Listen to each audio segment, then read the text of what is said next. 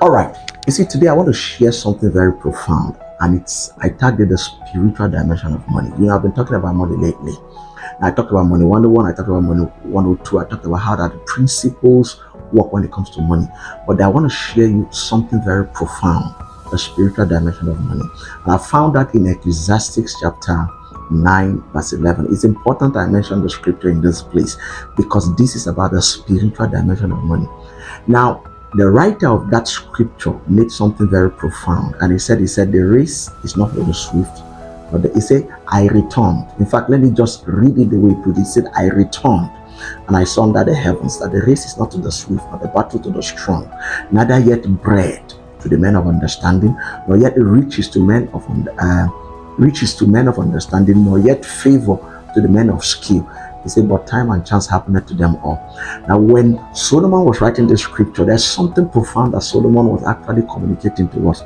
Solomon was telling us that this is how life plays out normally, that bread is only to the swift, right? That battle is only to the strong. Normally, this is what life is. And then that bread is for people who are with wisdom, who are wise. Normally, that's how life is. In other words, Solomon was making reference to the principle that makes men.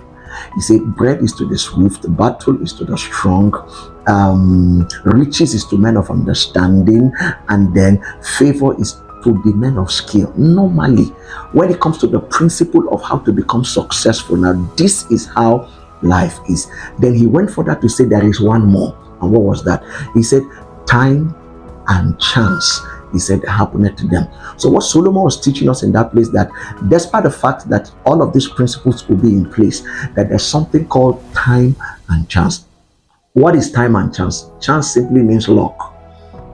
Now you call it luck, but those of us who are here understands that there are orchestrations that comes from God, orchestrations that makes things happen that are out of this world. I will say so much in that place, but those of you who understands.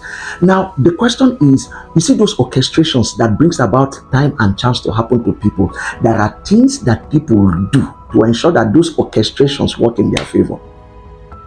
Now, this is basically where I want to bring your attention to, that there's a spiritual dimension of money. There are things people do that brings those orchestrations that Solomon referred to as chances, that it comes to bear and it favors you. So, aside the fact that your principles, the principles you do or the principles you observe.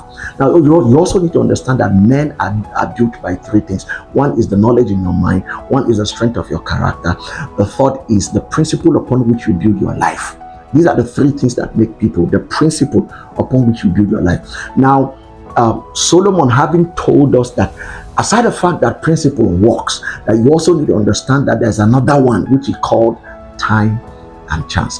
Now that's where the spiritual dimension of money comes. Now you agree with me also somewhere in Matthew chapter 6 verse 22, the Bible talked about the fact that he said you cannot serve two masters at the same time. And he said you cannot serve, yes, he said you will either hate one or not the other. And then what was he referring to as master? I said you cannot serve God and money at the same time, referring to God as a master and money also as a master, putting two of them by the side and say you cannot serve these two masters at the same time. So it's a proof that there is also a spiritual dimension to money. You need to believe this, you need to understand this. Everything can still be on point and yet you can't be successful. I will leave you to that, but go and check.